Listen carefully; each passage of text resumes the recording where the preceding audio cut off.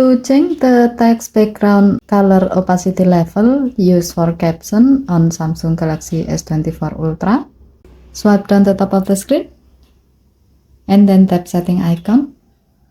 Scroll down the screen to find accessibility. Tap accessibility and then tap hearing enhancement. Tap caption preference. Next, tap caption size and style. While the caption style is set to custom, scroll down the screen. Tap background opacity and then select the desired opacity level you like to use.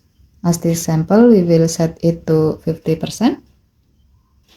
As note, the lower the opacity level, the more transparent the text background color will be.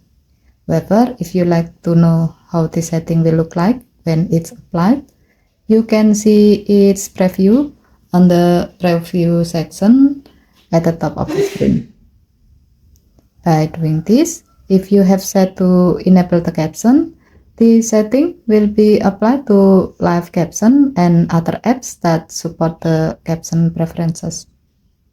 Okay, thank you for watching. Please help to like and subscribe. Have a nice day.